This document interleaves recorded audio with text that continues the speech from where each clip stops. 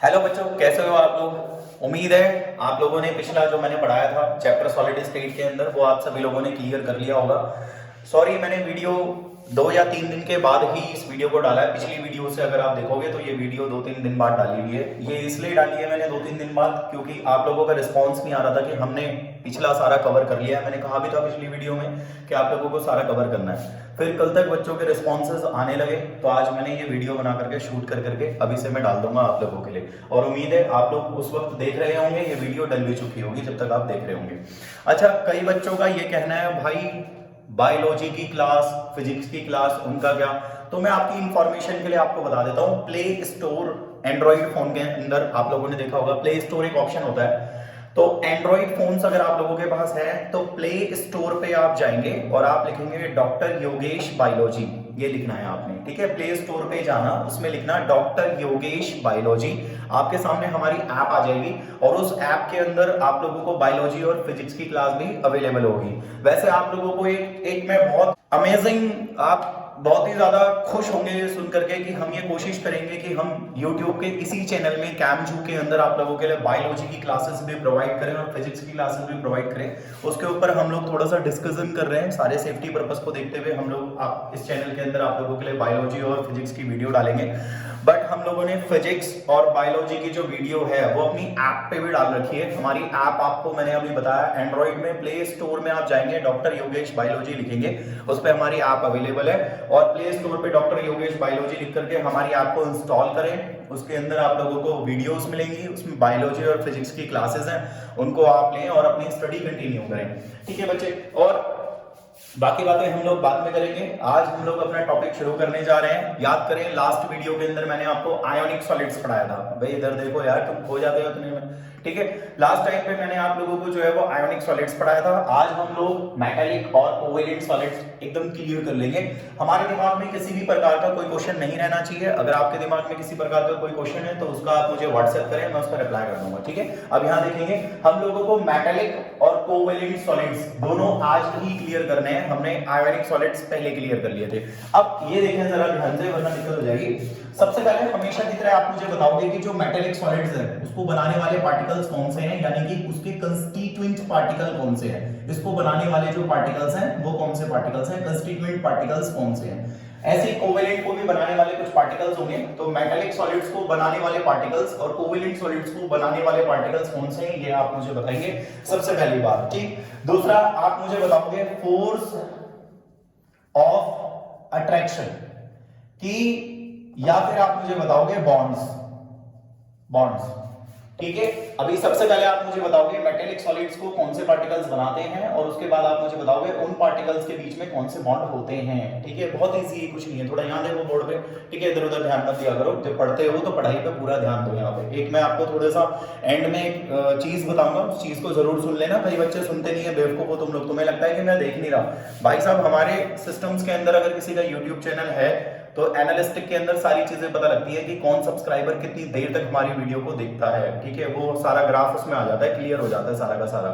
तो में से कई बच्चे ऐसे हैं, बेवकूफ हैं, वो जैसे ही खोलते हैं बंद कर देते हैं, फिर अगले दिन खोलेंगे। यार एक बार में पढ़ के अपना निपटा लो, सिंपल। कई तो ऐसे हैं बस वो देखना चाहते हैं। वो योगेश भाई से पढ़े थे हम लोग 12 साल पहले, 10 साल पहले योगेश भाई से पढ़ाते, पता नहीं आज कैसे दिखते होंगे यार। वो फोटो देखने के लिए खोल लेते हैं। कई जने पढ़ने के लिए खोलते हैं, किस्तों में देखते हो आप लोग। कईयों को लगता है अरे ये तो अभी बक रहा है, गा रहा है, ये तो इसको छोड़ो जरा, आगे चलो आगे चलो, फटाफट फॉरवर्ड करते हैं, एंड का छोड़ देते हैं। यार पूरा सुना करो, आप लोगों को समझाने के लिए तो कहता हूँ मैं, इतना नहीं कर सकते तो ऐसे तो तुम बड़े भाई बोलते हो, लेकिन अपने भाई की तुम इतनी बात नहीं सुन सकते हैं, तो इतनी शर्म आनी चाहिए तुम लोगों को। चलो, आज हम लोगों को जो है वो मेटालिक सॉलिड्स क्लियर करने हैं और आज ही हम लोग कोवेलेंट सॉलिड्स को भी क्लियर कर लेंगे। ठीक है, आयोनिक सॉलिड्स मैंने पहले क्लियर कर लिए थे। अब ध्यान से सुनेंगे मेरी बात जो मैं बोलूंगा। मेटालिक सॉलिड्स को कौन से पार्टिकल्स बनाते हैं, उन पार्टिकल्स के बीच में कौन से बॉन्ड होते हैं, कोवेलेंट सॉलिड को कौन से पार्टिकल्स बनाते हैं और उनके बीच में कौन से बॉन्ड्स होते हैं, ये आप मुझे बताएंगे। साथ ही साथ आप मुझे बताएंगे प्रॉपर्टीज। प्रॉपर्टीज बताएंगे। प्रॉपर्टीज के अंदर हमेशा की तरह मेल्टिंग पॉइंट आप बताएंगे, बॉइलिंग पॉइंट आप बताएंगे, प्लस आप लोग जो है वो कंडक्टिविटी भी बताओगे, कंडक्टिविटी। और एक आप मुझे बताओगे लास्ट में एग्जांपल्स। ठीक है, ये आपको बताना बहुत ज्यादा जरूरी है। मैं फिर से कह रहा हूं, अगर आप लोगों का ध्यान नहीं है तो आप फिर से सुन लें। आज और अब मेरी क्लास शुरू हो जाएगी प्रॉपर। अभी भी ध्यान नहीं दिया तो अब ध्यान देना शुरू कर दो, ठीक है। अब मैं आपको आज की क्लास में पढ़ा रहा हूँ मेटेलिक सॉलिड्स, और आज की क्लास में मैं आप लोगों को कोवेलेंट सॉलिड्स, ये दोनों के दोनों सॉलिड्स में आज की क्लास में क्लियर कर दूंगा। अगर आप लोगों ने पढ़ लिया तो इससे पहले जो क्लास हुई है मेरी लेक्चर 3 हो चुका है, चौथा लेक्चर है मेरा। तो तीसरे लेक्चर में मैंने आपको आयनिक सॉलिड्स क्लियर कर लिया था। आज मैं मेटेलिक सॉलिड्स और कोवेलेंट सॉलिड्स क्लियर कर दूंगा। इस वीडियो के अंदर हम लोग देखेंगे कि मेटेलिक सॉलिड्स किन पार्टिकल्स के बने हुए हैं, ठीक है, और मेटेलिक सॉलिड्स जिन पार्टिकल्स के बने हुए हैं उन पार्टिकल्स के बीच में कौन सा बॉन्ड होगा जिससे वो पार्टिकल्स जुड़े हुए होंगे, ठीक है। मेटेलिक सॉलिड्स का boiling point, melting point, conductivity ने प्रॉपर्टीज कहते हैं वो कैसी होंगी, और मेटेलिक सॉलिड्स के एग्जांपल्स क्या होंगे। उसी तरीके से कोवेलेंट में भी पढ़ोगे आप कि कोवेलेंट के कंस्टिट्यूएंट पार्टिकल्स क्या हैं, कौन से पार्टिकल्स से वो बने हुए हैं, उन पार्टिकल्स के बीच में कौन सा फोर्स लगता है जिससे वो बॉन्ड बना लेते हैं, जुड़ जाते हैं। तीसरा उनका मेल्टिंग पॉइंट, बॉइलिंग पॉइंट्स, और आप लोग प्रॉपर्टीज वगैरह मुझे पढ़ाओगे सारा, और चौथा तुम मुझे एग्जांपल्स भी दोगे। अब एक बात बताओ, जरा ध्यान से सुनना, बहुत ध्यान से सुनना, क्योंकि टॉपिक प्रॉपर्ली आपका शुरू हो गया है तो इसलिए आपको ध्यान देना है। देखो यार, नाम मेटेलिक सॉलिड्स लिखा हुआ है ना, मेटेलिक सॉलिड्स। अब अगर ये लिखा हुआ है मेटेलिक सॉलिड्स, इसका मतलब इसको बनाने वाले पार्टिकल जो कंस्टिट्यूएंट पार्टिकल, यहां देखा करो, तुम इधर उधर मत देखा करो, यहां देखो। तो अगर ये लिखा हुआ है मेटेलिक सॉलिड्स तो ऑब्वियसली बात है मेटेलिक सॉलिड्स, तो इन्हें बनाने वाले जो पार्टिकल्स होंगे ऑब्वियसली बात है वो मेटल के ही एटम्स होंगे, मेटल के ही एटम्स होंगे, ठीक है। बहुत इजी है, कुछ नहीं है। सो नाम से पता लग रहा है ना, वो सॉलिड्स जिनको बनाने के लिए मेटल्स यूज हुए होंगे, तो मेटल्स के एटम यूज हुए होंगे बनाने के लिए। तो हो गया भाई। कोई तुमसे पूछे, बहुत आसान है, छोटा बच्चा भी बता देगा कि मेटेलिक सॉलिड्स को बनाने वाले जो पार्टिकल्स हैं, कंस्टिट्यूएंट पार्टिकल्स, वो मेटल एटम है। वही जो कोवेलेंट सॉलिड्स होते हैं, इनको बनाने वाले जो पार्टिकल्स होते हैं, कंस्टिट्यूएंट पार्टिकल, वो एक्चुअली में नॉन मेटल एटम्स होते हैं, ठीक है, नॉन मेटल्स के बने हुए होते हैं। तो मेटेलिक सॉलिड्स को तो मेटल्स बनाते हैं, लेकिन कोवेलेंट्स को नॉन मेटल एटम्स बनाते हैं। पहली बात तो ये हो गई। दूसरी बात जरा ध्यान से सुनेंगे, दिक्कत हो जाएगी, ठीक है। जो मेटल के एटम्स हैं, यार तुम्हें पता है मेटल है तो मेटल के बीच में कौन सा बॉन्ड होगा, मेटल के बीच में तो मेटेलिक बॉन्ड होगा ना, मेटेलिक बॉन्ड होगा, ठीक है। बहुत इजी है, कुछ नहीं है, सीधा बोलते हैं ना सर मेटल है ना, तो मेटेलिक सॉलिड्स को बनाने वाले तो मेटल है, और अगर मेटेलिक सॉलिड्स को बनाने वाले मेटल है तो उनके बीच में तो मेटेलिक बॉन्ड होगा ना। वही जो कोवेलेंट सॉलिड्स हैं उनको बनाने वाले कौन है, नॉन मेटल्स, और नॉन मेटल्स के बीच में आपको पता है कौन सा बॉन्ड बनता है, कोवेलेंट बॉन्ड बनता है, कोवेलेंट बॉन्ड। तो यहाँ पे कोवेलेंट बॉन्ड, जब आप 11th क्लास में थे, अब आप लोग 12th क्लास में आ गए हो, तो जब आप 11th क्लास में थे आप लोगों ने सारे बॉन्ड्स के बारे में पढ़ा था। अब बस हमें इन्हें अप्लाई करना है, ठीक है। अब चीजों को सोचो, मैंने कितना बताया कि जो मेटेलिक सॉलिड्स होते हैं उनको बनाने के लिए मेटल्स होते हैं, उन मेटल्स के बीच में मेटेलिक बॉन्ड होते हैं, जबकि कोवेलेंट्स को बनाने वाले नॉन मेटल्स होते हैं, और उनके बीच में जो बॉन्ड होते हैं वो कोवेलेंट बॉन्ड होते हैं। यहाँ पे मेटेलिक बॉन्ड है, ठीक है, बहुत ईजी है, कुछ नहीं है। तो दो चीजें आपकी क्लियर हो गई। अब मैं आपको बहुत एक छोटी सी चीज बताऊंगा, और आप लोग उससे बहुत ही आसानी से, बहुत जल्दी आप अच्छे से सीख जाओगे। बस तुम्हें सीखना है। पहले मुझे मेरी बात रिपीट करवा दो, क्योंकि मैं चाहता हूँ वीडियो के साथ साथ बच्चा याद कर ले। ये बताओ, आज की जो हमारा लेक्चर 4 है, चौथा लेक्चर ले रहा हूँ मैं सॉलिड स्टेट के ऊपर, ठीक है। इसे मैं जानबूझ करके 2 दिन बाद ले रहा हूँ, ताकि आप लोगों ने पिछला सारा क्लियर कर लिया। और क्लियर, यहाँ देखो, यहाँ क्लियर कर लिया करो, कुछ मिल जाएगा तुम्हें जिंदगी में, ठीक है। हम लोग आज मेटेलिक सॉलिड्स पढ़ रहे हैं। मेटेलिक सॉलिड्स को बनाने के लिए एक्चुअली में मेटल्स होंगे, मेटल्स के बीच में जो है मेटेलिक बॉन्ड होगा। वही कोवेलेंट्स को बनाने के लिए नॉन मेटल्स होते हैं, उनके बीच में जो होता है वो कोवेलेंट बॉन्ड होता है, ठीक है, यहाँ मेटेलिक बॉन्ड। चलो अब आगे बात को लेकर के चल रहे हैं, बहुत ध्यान से सुनना वरना दिक्कत हो जाएगी, ठीक है। अब आप लोगों को क्या करना है, आप लोगों को बिल्कुल जिसे बोलते हैं देसी तरीके से, घरेलू एग्जांपल, जो घर में हम चीजें यूज करते हैं, बिल्कुल ऐसा इमेजिन करना है। लगना नहीं चाहिए तुम्हें कि टॉपिक कुछ मैं इसमें ऐसा पढ़ा रहा हूँ कि जो तुम्हारे समझना है, ठीक है, नॉर्मल चीजें। आप क्या करोगे, मेरी बात सुनो, अपने घर में आप लोगों के गैस तो हो गई, जैसे सपोज तुम्हारे घर में गैस है और ये रहा तुम्हारा गैस, ठीक है, ये रहा चूल्हा होता है ना घर में, चूल्हा, ये रहा तुम्हारा चूल्हा, ठीक है। और इस चूल्हे में बर्नर है 2, सपोज एक बर्नर आपका ये रहा, यहाँ पे ये आपका एक बर्नर है, और एक बर्नर आपका ये रहा एक बर्नर, ठीक है। तो ये आपके घर का जो है वो चूल्हा है, जो घर में आप लोग गैस यूज करते हो, वो गैस है, सिलेंडर से जो चलता है आपका, ठीक है, वो गैस है ये। और इसमें 2 बर्नर्स हैं, एक बर्नर ये रहा, इस पे आग लगती है, आप पतीला लगा के खाना वाना, चाय वाय बना लेते हो। उसी तरीके से एक ये भी है, इस पे भी कुकर वगैरह लगा के, जो भी लगा के, तवा वगैरह लगा के रोटी सब्जी वगैरह बना लेते हो, ठीक है। आपने क्या करा, इसको जलाया, और आपने इसको जलाया, आग लगाई आपने, ऐसी आपने इसमें भी आग लगाई। अब आग लगाने के बाद तुम्हें क्या करना है, बहुत ध्यान से सुनो, ये एक्चुअली में आपके घर का चूल्हा है, जो किचन वगैरह में आप लोगों के रखा हुआ है, गैस वगैरह सिलेंडर से जो जुड़ा हुआ रहता है, ठीक है। इसमें क्या करा तुमने, ये बर्नर है, आग लगा दी है, और ये भी बर्नर है, आग लगा दी है। अब तुमने क्या करा, मेरी बात वो भी सुनना ध्यान से, यहाँ पे इसमें तुमने लोहा रख दिया, लोहे का पाइप हो गया, लोहे का सरिया हो गया, कुछ भी लोहे की चीज रख दिया आपने इसमें, ठीक है, और वो जला रहे हो, तुम गर्म कर रहे हो लोहे की चीज, चाहे लोहे की कढ़ाई रख दो, लोहे का कोई सरिया रख दो, ठीक है, लोहे की रॉड है, लोहे कुछ भी लोहे का हो, कोई आपके पास मेटल पीस पड़ा हो, ठीक है। लोहे का क्यों रखना है, क्योंकि तुम्हें पता है लोहा मेटल होता है और हम लोग मेटेलिक की बात कर रहे हैं, ठीक है, एक बात बहुत आसान हो गई। तो तुमने कुछ नहीं है, तुमने चूल्हे में आग लगाई और आग लगाने के बाद तुमने चूल्हे में जो है लोहा रख दिया। लोहा इसलिए रखा है क्योंकि लोहा मेटल है और आप लोग मेटेलिक की बात कर रहे हैं, इसीलिए आपने, और वो लोहा जो आप रख रहे हो, लोहे का पाइप, लोहे की कढ़ाई, लोहे की जो भी चीज आप प्लेट वगैरह रख रहे हो, वो लोहा लोहा मेटल और वो भी सॉलिड है, ठीक है, तो ये मेटल रख दिया आपने पहला।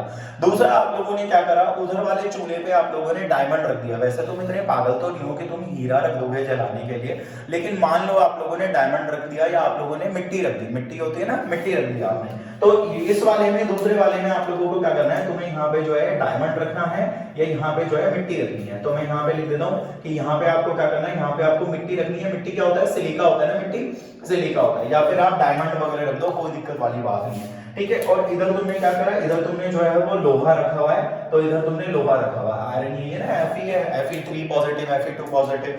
तो फिलहाल अब देखो, मैं तुम्हें वही कह रहा हूँ, मेरी आदत है बार बार बोलने की, क्योंकि मैं चाहता हूँ वीडियो में आप लोग याद कर लें सारा का सारा, एक ही वीडियो में इसी में याद हो जाए। तो गैस था आपके घर में, जो बर्नर होता है किचन में वो था, तुमने आग लगाई, एक में तुमने लोहा रख दिया है जलाने। लोहा, टीचर पूछे लोहा क्यों रखा है, तो बोलना लोहा मेटल होता है ना, हम लोग मेटेलिक पढ़ रहे हैं। और दूसरे में आपने डायमंड रखा है, ठीक है, या फिर आप लोगों ने मिट्टी रखी है, मिट्टी से लिखा होती है, तो ठीक है, कोई बात नहीं, चलो हो गया, ठीक है। अब इधर आपने मेटल लोहा रखा हुआ है और इधर आपने जो है वो डायमंड रखा हुआ है, या आप लोगों ने डायमंड, तो पागल नहीं है यार, तुम लोगों से बचा के रखना भाई, वैसे लॉकडाउन के बाद गरीबी आएगी बहुत ज्यादा देश में, हीरो की तो बहुत जरूरत है हमें, ठीक है, और आप भी तो अपने आप में हीरो हो यार, ठीक है। तो यहाँ पे आप मिट्टी रख लेंगे, कोई ऐसी बात नहीं है, मिट्टी रख लेना, क्योंकि मिट्टी वगैरह हो गई, हीरा वगैरह जो हो गई, ये एक्चुअली में कोवेलेंट सॉलिड्स हैं, ठीक है। तो हीरा, मिट्टी वगैरह कोवेलेंट सॉलिड में, और लोहा वगैरह आपका यहाँ आ जाएगा, ठीक है, या कॉपर वगैरह रख देना।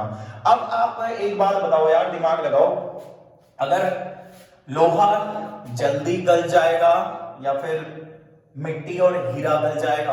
अबे आपने लोहा तो सुना होगा ना, लोहा गल जाता है, तो लोहा बहुत जल्दी गल जाएगा, लेकिन ये जो मिट्टी है, जो हीरा है, वो इतनी जल्दी नहीं गलेगा, लेकिन लोहा जल्दी गल जाएगा।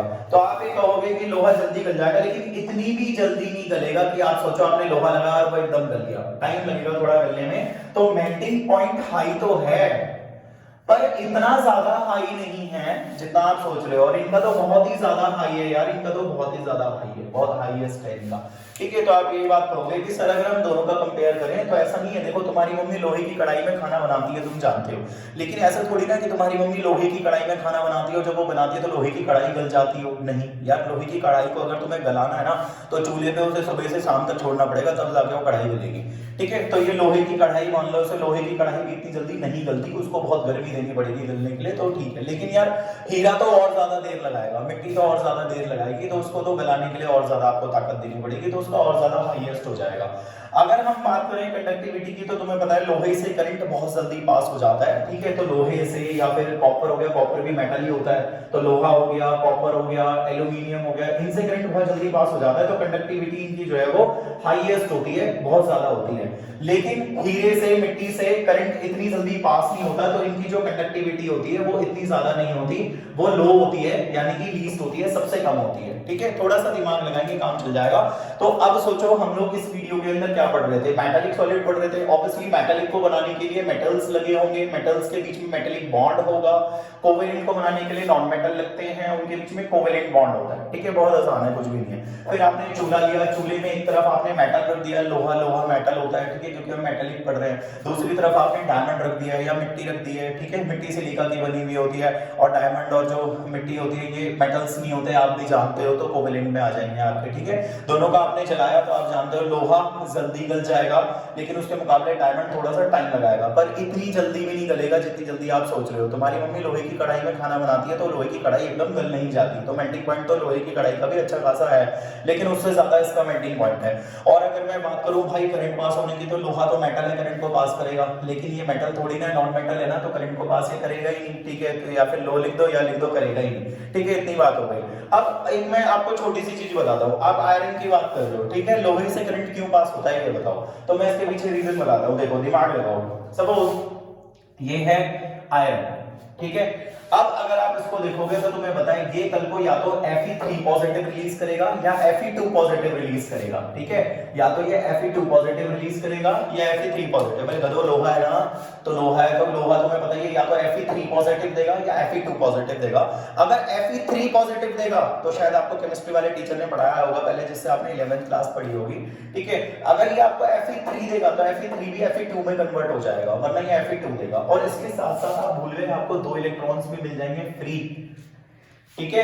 अब सोचो और दिमाग लगाओ जरा, मैं क्या बोलूंगा। तो ये लोहे की बात कर रहे थे मेटल में आप लोहे की बात कर रहे हो, मेटल है ना, तो मेटल में लोहे की बात कर रहे हो। लोहा आपको पता है या तो Fe3 देगा या फिर Fe2 देगा, ठीक है। अगर वो Fe2 देगा तो उसके साथ 2 इलेक्ट्रॉन्स भी आपको वो फ्री करके देगा, ठीक है। और Fe3 देगा तो Fe3 Fe2 में कन्वर्ट हो जाता है, शायद आपको ना पता हो तो मैंने बता दिया, ठीक है। और Fe2 के साथ 2 इलेक्ट्रॉन्स आपके आ जाएंगे। अब आप थोड़ा सा यहाँ पे भी देखेंगे, ये देखो जरा, मैं यहाँ बनाता हूँ, ये मैंने एक ऐसे ही बना दिया, ठीक है। अब Fe है तो Fe के साथ Fe2 positive, Fe2 positive, Fe2 positive, Fe2 positive, Fe2 positive, Fe2 positive, ये हो गया ना आपका, ठीक है। क्योंकि Fe है तो Fe आपको Fe2 पॉजिटिव ही तो देगा और उसके साथ आपको इलेक्ट्रॉन्स देगा। याद करो मैंने आपको कहा था जो इलेक्ट्रॉन होते हैं वो फ्री है, मोबाइल है, ये मूव करते हैं क्योंकि ये फ्री होते हैं, मोबाइल होते हैं। और अगर ये मूव करेंगे तो इलेक्ट्रॉन जो है वो मूव करेंगे। तो अगर इलेक्ट्रॉन मूव करेंगे तो इलेक्ट्रॉन ये मूव करे, इलेक्ट्रॉन मूव करे, इलेक्ट्रॉन मूव करे, इलेक्ट्रॉन मूव करे, इलेक्ट्रॉन मूव कर रहे हैं। और एक बात बताओ, अगर इलेक्ट्रॉन मूव करेंगे तो शायद आपको पता है करंट भी चलता है, क्योंकि आप लोगों को फिजिक्स वाले टीचर ने पढ़ाया होगा, जैसे भी आप लोग फिजिक्स पढ़ते हो, कि अगर आपको करंट को भगाना है, करंट को कंडक्ट कराना है, क्योंकि कंडक्टिविटी पढ़ रहे थे, तो अगर तुम्हें करंट को कंडक्ट करना है तो करंट को कंडक्ट करने के लिए फ्री इलेक्ट्रॉन्स होने चाहिए। फ्री इलेक्ट्रॉन जब भागेंगे तो करंट भी उसके साथ साथ भागेगा, आप जानते हो, ठीक है। लेकिन अगर फ्री इलेक्ट्रॉन नहीं भागेंगे तो करंट भी आपका नहीं भागेगा, ठीक है। तो बहुत आसान है। तो आपने ये देखा जो लोहा है, लोहे से बहुत जल्दी आपके ये और ये निकल जाएंगे, जिसमें से इलेक्ट्रॉन्स आपको पता है फ्री होंगे। अगर इलेक्ट्रॉन फ्री होंगे तो ये भागेंगे, अगर इलेक्ट्रॉन फ्री है भागेंगे तो वो करंट को भी कंडक्ट करवा देंगे, इसलिए कंडक्टिविटी अच्छी खासी होगी आयरन के अंदर, यानी कि मेटल्स के अंदर। लेकिन यहाँ पे आपको ऐसा नहीं देखने को मिलेगा, ठीक है। तो इसीलिए यहाँ पे कंडक्टिविटी नहीं हो पाएगी, बहुत कम हो पाएगी, हो ही नहीं पाएगी, ठीक है। ये आपने ये बात कह दी। फिर आप लोग थोड़े समझदार, आपको पता है इसको हम लोग क्या बोलते हैं, कार्नेल बोलते हैं, कार्नेल, कार्नेल, ठीक है, इसको कार्नेल बोलते हैं। और ये आपके इलेक्ट्रॉन्स हैं, ठीक है। थोड़ा सा आप लोग ध्यान रखेंगे। अब एक बार मैं जानता हूं मैं तुम्हें थोड़ा सा परेशान कर देता हूं, सॉरी यार, है ना, लेकिन प्लीज एक बार और हम लोग रिवाइज कर लेते हैं। आज की क्लास में हम लोग क्या पढ़ रहे हैं बच्चे, मेटेलिक पढ़ रहे हैं। तो मेटेलिक को बनाने वाले कौन से होंगे, मेटल एटम होंगे, ठीक है। ये साथ साथ बोलो ना, मेरे कोई बात नहीं, मैं 10 बार बोल रहा हूँ, वीडियो मैंने कहा ना जाने दिया करो, तुम्हें याद तो अच्छे से हो जाएगा ना। तो मेटेलिक सॉलिड को बनाने वाले जो पार्टिकल्स होंगे वो मेटल्स होंगे, कोवेलेंट को बनाने वाले जो कंस्टिट्यूएंट पार्टिकल्स होंगे वो नॉन मेटल्स होंगे। मेटल्स के बीच में हमेशा मेटेलिक बॉन्ड बनेगा, नॉन मेटल्स के बीच में कोवेलेंट बॉन्ड बनेगा, ठीक है। कोवेलेंट बॉन्ड आप लोगों ने 11th क्लास में पढ़ लिया था। उसके बाद अगर हम बात करें यार, अगर मेटल में बात करें तो मेटल में मैंने लोहा लिया था। ऑब्वियसली लोहे को गलाने के लिए तुम्हें बहुत गर्मी देनी पड़ेगी, लेकिन उससे ज्यादा आप लोगों को डायमंड को या फिर मिट्टी को, सिलिका को गलाने के लिए गर्मी देनी पड़ती है, ठीक है। अगर मैं कंडक्टिविटी की बात करूं तो तुम जानते हो मेटल्स जो होते हैं वो अपने इलेक्ट्रॉन लूज करते हैं, इलेक्ट्रॉन फ्री होकर भागेंगे तो करंट को भी भगाएंगे, इसलिए कंडक्टिविटी है। लेकिन उधर ऐसा नहीं है तो कंडक्टिविटी नहीं है। रह गई बात एग्जांपल की, शायद मुझे अब एग्जांपल बताने की जरूरत नहीं, क्योंकि एग्जांपल में मैंने आपको इसका बताया, आयरन, कॉपर, एल्यूमिनियम, ठीक है, जिंक वगैरह यहां लगा देना, मेटल्स लगा देना। वहीं इसके एग्जांपल में मैंने आपको मिट्टी बताया, इसके एग्जांपल में मैंने डायमंड बताया था आपको। आप इसका एग्जांपल में कार्बन कार्बन भी ले सकते हो, येलो कार्बन कार्बन भी ले सकते हो इसके एग्जांपल में। तो इसी के साथ हमने इस वीडियो के अंदर जो है वो मेटेलिक सॉलिड्स और कोवेलेंट सॉलिड्स को बहुत अच्छे से क्लियर कर दिया। लास्ट बार हाथ जोड़ के कह रहा हूँ प्लीज, है ना, रिवाइज करवा लो यार, बहुत बढ़िया रहेगा, है ना, प्लीज। तो लास्ट बार एक बार यार मैं हाथ जोड़ के छोटा नहीं हो रहा, और ये भी तो सोचो हाथ किसके लिए जोड़ रहा हूँ, तुम लोगों के लिए भाई, वरना मुझे क्या पड़ी है। मैं यो तो नहीं कह रहा बहुत बड़ा हूं, लेकिन हाँ भाई मैं बहुत छोटा हूं, मैं हाथ जोड़ रहा हूं तुम्हारे लिए, एक बार रिवाइज करवा दो। हम लोग आज कितने प्रकार के सॉलिड्स पढ़ लिए, 2 प्रकार के। कौन कौन से बेटे, मेटेलिक सॉलिड्स और कोवेलेंट सॉलिड पढ़ लिए। अच्छा बताओ मेटेलिक सॉलिड्स को बनाने वाले पार्टिकल्स कौन से होते हैं, ऑब्वियसली मेटल्स होते हैं, ठीक है। और इनको कोवेलेंट्स को बनाने वाले कौन से होते हैं, नॉन मेटल्स होते हैं। मेटल्स के बीच में कौन सा बॉन्ड बनेगा, मेटेलिक बॉन्ड बनेगा। नॉन मेटल्स के बीच में कैसा बॉन्ड बनेगा, कोवेलेंट बॉन्ड बनेगा। इजी है, कुछ नहीं, ठीक है। अब मेटल में मैंने लोहा ले लिया था, ठीक है, और लोहे को मैंने क्या करा, गर्म करा, तो वो जब ज्यादा गर्म हो जाएगा तो गल जाएगा, इसलिए मेल्टिंग पॉइंट बॉइलिंग पॉइंट उसका हाईएस्ट होगा, ठीक है। जबकि डायमंड और ज्यादा गर्म होगा, लोहे से भी ज्यादा गर्म होगा, तब गलेगा, वरना नहीं गल पाएगा। इसके अलावा आप लोगों ने मुझे कहा था आयरन है Fe ना एक्चुअली में Fe2 पॉजिटिव और 2 इलेक्ट्रॉन अगर फ्री होकर भागेंगे तो करंट कंडक्ट होगा, क्योंकि फिजिक्स वाला आप लोगों को कहता है कि ऑब्वियसली बात है इलेक्ट्रॉन भागेंगे, फ्री इलेक्ट्रॉन्स होंगे तो वो भागेंगे तो करंट भी कंडक्ट करवा देंगे, इसलिए कंडक्टिविटी पॉसिबल है। इधर ऐसा नहीं है, इसलिए कंडक्टिविटी लीस्ट है या है ही नहीं, ठीक है। और आपने एग्जांपल में मुझे दे दिया, इसका एग्जांपल लोहा दे दो, तांबा दे दो, ठीक है, कॉपर या एल्यूमिनियम दे दो, और इसका एग्जांपल आप लोगों ने मुझे डायमंड बताया था, सॉइल बताया था, ठीक है। इस तरीके से आप लोगों ने आज की क्लास में क्लियर कर दिया। अब हमारा सिर्फ एक सॉलिड रह गया जिसे हम नेक्स्ट क्लास में क्लियर करेंगे, और वो होगा मॉलिक्यूलर सॉलिड्स। सिर्फ मॉलिक्यूलर सॉलिड्स बचा हुआ है। अगली वीडियो का आप लोग इंतजार करें, और अगली वीडियो अगर कोई इतना लेट देख रहा हो कि मैंने अगली वीडियो भी डाल दी है तो नेक्स्ट वीडियो उसके बाद देख ले, लेकिन हमेशा की तरह दोबारा आप होमवर्क पूरा करेंगे, और बायोलॉजी की क्लास और फिजिक्स की क्लास दोनों के दोनों जो क्लासेस हैं वो आपको हमारे प्ले स्टोर पे एप्लीकेशन है, आप प्ले स्टोर पे जाओ एंड्रॉइड फोन में, डॉक्टर योगेश बायोलॉजी आप लिखोगे तो हमारी एप्लीकेशन आ जाएगी, उसे आप इंस्टॉल कर लें। कोई दिक्कत है तो मैं फोन नंबर हमेशा की तरह देता हूं, दोबारा दे देता हूं 9560845926, और एक और नंबर है मेरा 8800819561। अगर दोनों नंबरों में आपको कोई प्रॉब्लम आती है, क्योंकि लॉकडाउन है, काफी सारे बच्चे कॉल्स कर रहे हैं, हजारों बच्चे, तो इसीलिए एक और नंबर आप लिख लीजिए 9205770312। तीनों में से किसी भी नंबर पे आप व्हाट्सएप करेंगे, कॉल करेंगे, रिस्पांस हम एकदम अगर ना दे पाए फिर भी आपको रिस्पांस हम दे देंगे विद इन अ डे, और विद इन 48 आवर्स में आपको रिस्पांस मिल जाएगा, ठीक है बच्चे। अब एक चीज और बताता हूं मैं, आप लोग को शायद नहीं पता हो, लेकिन गवर्नमेंट की प्लानिंग ये है कि आप लोगों के लिए स्कूल जल्द से जल्द खोले जाए, बस कोरोना कंट्रोल हो जाए। लेकिन आप लोगों को ये भी पता है कि कोरोना हम लोग अगर लॉकडाउन खोलते हैं तो कोरोना पूरा कंट्रोल होने के बाद ही हम लोग लॉकडाउन को खोलेंगे। लॉकडाउन खुलते ही आप जानते हो आपके इंटरनल टेस्ट और आप लोगों के यूनिट टेस्ट वगैरह जितनी भी अंदर आपकी चीजें होती है, एग्जाम्स वगैरह, वो सब आपके जल्दी होने लगेंगे, सिलेबस भागने लगेगा। तो बच्चों मुझे ऐसा लगता है कि आपके पेरेंट्स हैं उनको वर्क फ्रॉम होम मिला हुआ है, कई सारे आपके अगर बहुत ही आपके पेरेंट्स किसी अच्छी पोस्ट में है तो वो घर में शांति से नहीं बैठे होंगे, उनको घर पे कोई ना कोई वर्क फ्रॉम होम मिला होगा कि लैपटॉप में काम करके दो, फोन में काम करके दो, घर में कागज वागज अपने प्रिपेयर करके दो, तो आपके पेरेंट्स काम कर रहे हैं। मम्मी को आपकी अगर हाउसवाइफ है, शुरू से ही आदत है घर पे रहने की, तो उन्हें क्वारंटाइन में कोई दिक्कत नहीं हो रही होगी, वो वैसे भी कह रही होगी बेटा मेरी तो आदत ही थी, मैं तो घर में, क्योंकि हाउसवाइफ है, दिन भर पहले भी घर में रहती थी और आज भी दिन भर घर में है, ज्यादा से ज्यादा गली में घूमती थी, आज भी गली में घूमना मना नहीं है, गली में आप लोग घूम सकते हो, हालांकि नहीं घूमना चाहिए, घर में रहो, सेफ रहो, ठीक है। और प्रॉब्लम है आप लोगों के साथ, घर में आप लोग नहीं पढ़ रहे हैं, सोचो अगर नहीं पढ़ोगे आपका ब्रेन सुस्त हो जाएगा, आपका कंसंट्रेशन बिल्कुल खत्म हो जाएगा, और जैसे ही आपके स्कूल्स खुलेंगे लॉकडाउन के बाद एकदम से टीचर आपको टेस्ट दे देंगे। सीबीएसई वाले आप लोगों ने स्कूल में देखा होगा, गवर्नमेंट स्कूल से आप लोगों की क्लासेस हो रही है, ठीक है, और बहुत सारे टीचर्स हैं वो आपकी क्लासेस को ले भी रहे हैं। गवर्नमेंट कई सारे स्कूल्स के टीचर्स ऐसे हैं जो बच्चों को जूम ऐप या इधर उधर के ऐप्स पे आप लोगों को क्लासेस दे रही है, आप लोग क्लास भी ले रहे हो।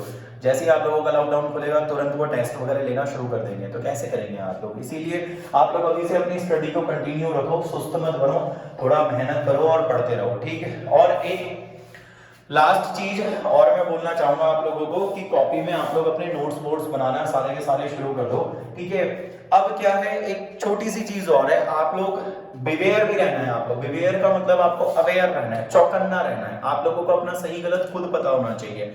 कई सारे ट्यूशंस आपने देखा होगा, बहुत वक्त क्या हो रहा है, बहुत सारे ट्यूशन वाले ऐसे हैं उन्हें अभी भी ये पड़ी हुई है कि हमारा बच्चा कहीं इधर उधर ना चले जाए, ये ना हो जाए, वो ना हो जाए, तो ये लोग क्या कर रहे हैं, वीडियो बना बना करके आप लोगों को दे रहे हैं, उसमें बड़ी बड़ी हाँकते हैं कि आईआईटी में ये आता है, मेडिकल के अंदर ये आता है, वो आता है, फलाना आता है, ढिमकाना आता है, ठीक है। इन चीजों से आप लोग बचें, एक बार आप लोग खुद भी चेक करें। वो इंस्टीट्यूट जो टीचर्स ऐसा कर रहे हैं वो आपके मोहल्ले के कोई टुच्चू मुच्चू से टीचर्स होंगे, ठीक है, तो उन टीचर्स को देखो, ऐसा भी नहीं है कि वो हमेशा टुच्चू मुच्चू होंगे, अच्छे टीचर्स भी हैं आपके मोहल्ले में, बुरे भी हैं, लेकिन आप लोग बहुत अच्छी तरह जानते हो, आप वहाँ कोचिंग में जाते हो, आपको कोचिंग के इंटरनल का खुद पता है कि वो कोचिंग इंटरनली कैसा है। कई सारे कोचिंग इंस्टीट्यूट्स आपने देखे होंगे, उनके अंदर पढ़ाई की जगह कुछ और काम होते हैं, ये भी आप जानते हो, पढ़ाते नहीं है वो, कुछ और ही काम होते हैं वहां पे, आपने देखा होगा।